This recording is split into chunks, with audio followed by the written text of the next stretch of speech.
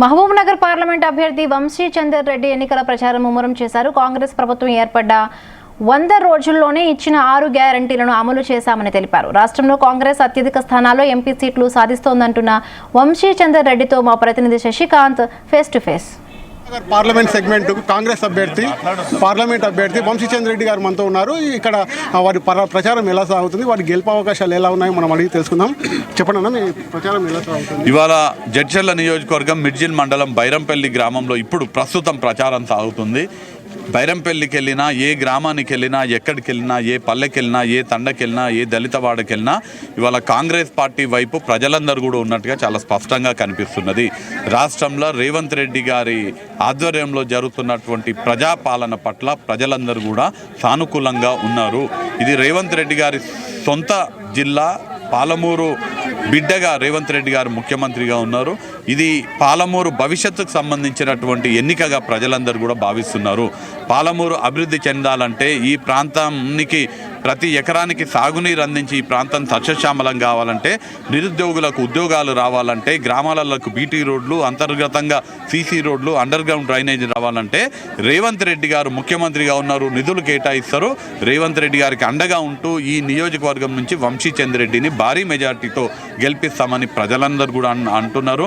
నేను ప్రజలందరినీ కోరేది మహబూబ్ నగర్ పాలమూరు అభివృద్ధికి సంబంధించినటువంటి ఎన్నిక. ఇది ఇద్దరు వ్యక్తులు, 2 పార్టీల మధ్యన ఎన్నిక కాదు.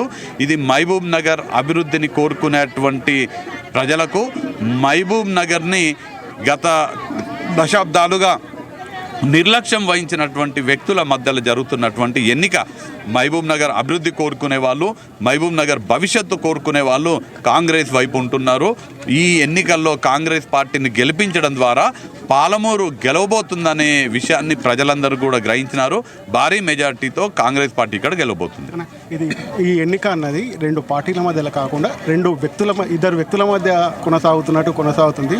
అంటే ఆరోపణలు కానీ ప్రతి ఆరోపణలు కానీ ఒక స్థాయిని మించి జరుగుతున్నాయి. దీని మీద ఏమంటారు? ఇవన్నీ కూడా గతంలో అధికారంలో ఉన్నటువంటి వ్యక్తులు ఎవరైతే పాలమూరుకి అన్యాయం చేసి ఏమీ కూడా చేయనటువంటి వాళ్ళు అధికారంలో ఉండి ఏం చేసినారో చెప్పలేక వ్యక్తిగత ఆరోపణలకు పోతున్నటువంటి విషయాన్ని పాలమూరు ప్రజలు గ్రహిస్తున్నారు.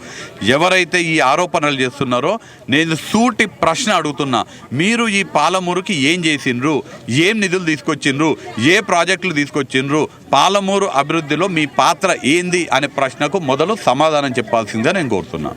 సీఎం రేవంత్ రెడ్డి భయపడుతున్నాడు కాబట్టి ఇప్పటి వరకు ఉమ్మడి జిల్లా వ్యాప్తంగా 7 సార్లు సభలు పెట్టి ప్రజలను ఇచ్చేస్తున్నాడు.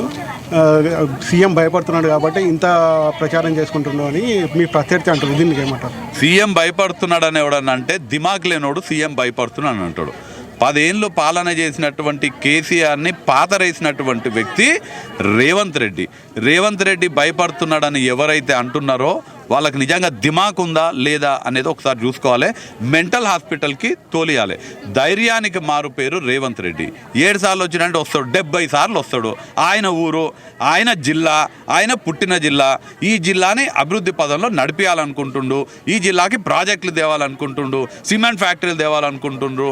ఈ జిల్లాలో ఉన్నటువంటి నిరుద్యోగులు ఉద్యోగాలు కల్పించాలనుకుంటుండ్రు. అరే ఆయన పుట్టిన జిల్లా బై ఇది. 7 సార్లు కాదు 70 సార్లు. నువ్వెవరు అన్నీకే మీకేమో శాత కాదు. కేంద్రంలో అధికారం ఉంది, ఒక్క ప్రాజెక్ట్ దేనికే శాత కాదు, ఒక్క రైల్వే లైన్ దేనికే శాత కాదు, ఒక్క పైసా అదనంగా నిధులు దేనికే శాత కాదు, పాలమూరు రంగారెడ్డి ఎత్తిపోతలకి జాతీయ హోదా దేనికే శాత కాదు, నారాయణపేటకి సైనిక్ స్కూల్ వస్తే ఎవడో దాన్ని వేరే రాష్ట్రానికి తీసుకుపోతుంటే ఆపే శాత మీకు కాదు. ఇలా రేవంత్ రెడ్డి బరాబర్ వస్తాడు. వచ్చి నారాయణపేట కొడంగల్ ఎత్తిపోతల పథకం తీసుకొచ్చిండు. కొత్త ఒక రాగానే 3 నెలలు కూడా కాలేదు మన రాష్ట్రంలో 32,000 ప్రభుత్వ ఉద్యోగాలు ఇచ్చిండు.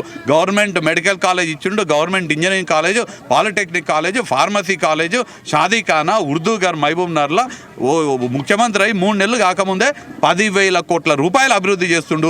ఎన్నిసార్లు వస్తే అన్ని పైసలు వస్తాయి. మన పాలమూరు అభివృద్ధిని చూసి ఓర్వలేక అక్కసుతోటి రేవంత్ రెడ్డి ఎన్నిసార్లు వస్తే అన్ని పైసలు వస్తాయి. రమ్మనాలి. ఇంకా రేవంత్ రెడ్డి గారు మీరు రండి, ముఖ్యమంత్రి గారు రండి, మీరు ఎన్నిసార్లు వస్తే అన్ని నిధులు వస్తున్నాయి రమ్మననాలి. కానీ వాళ్ళు పాలమూరు ద్రోహులు కాబట్టి రేవంత్ రెడ్డి వస్తున్నాడు అంటే ముఖ్యమంత్రి ఆయన, ఈ జిల్లా ఆయన అందరు ప్రజలేమో అందరూ మా రేవంత్ రెడ్డి మా ఊరికి ఎప్పుడు వస్తాడనేమో జనాలు అంటుంటే రేవంత్ రెడ్డి 5 సార్లు వచ్చిండు 6 సార్లు వచ్చిండని 7 ఏందన్నట్టు అది దిమాగ్ లేని మాటలు అవన్నీ. లాస్ట్ క్వశ్చన్, కాంగ్రెస్కు ఎందుకు ఓటేయాలంటే మీరు ప్రజలకు ఇచ్చే సందేశం?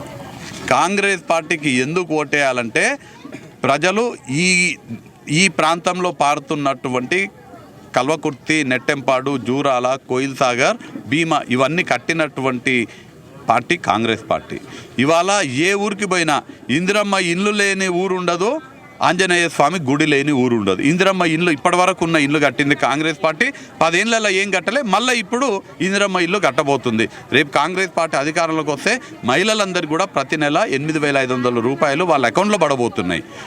యువకులకి సంవత్సరానికి ₹1,00,000 జీతం వచ్చేటువంటి ఉద్యోగం కాంగ్రెస్ పార్టీ ఇవ్వబోతుంది.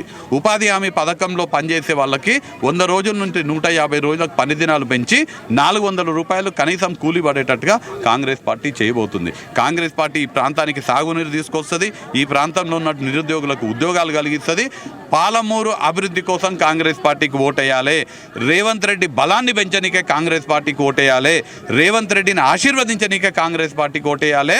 రేవంత్ రెడ్డి జిల్లాని పూర్తి స్థాయిలో అభివృద్ధి పదంలో నడిపించుకోవాలనుకునే వాళ్ళందరూ కూడా కాంగ్రెస్ పార్టీకి ఓటేయాలి. పాలమూరు భవిష్యత్తు కోసం కాంగ్రెస్ పార్టీకి ఓటేయాలి. ఇది ఉన్న ఇక్కడ ఉన్న తాజా పరిస్థితి. అయితే రేవంత్ రెడ్డి మీద ఉన్న అక్కసుతోటి ఇక్కడ ఉన్న నాయకులు రేవంత్ రెడ్డిని విమర్శించడం జరుగుతుంది. రేవంత్ రెడ్డి సొంత జిల్లా కాబట్టి ఎన్నిసార్లు అయినా రావచ్చు, ఎన్నిసార్లు అయినా వెళ్ళిపోవచ్చు అని అంటున్నారు. కెమెరా పర్సన్తో శశికాంత్, జీ తెలుగు న్యూస్, మహబూబ్ నగర్.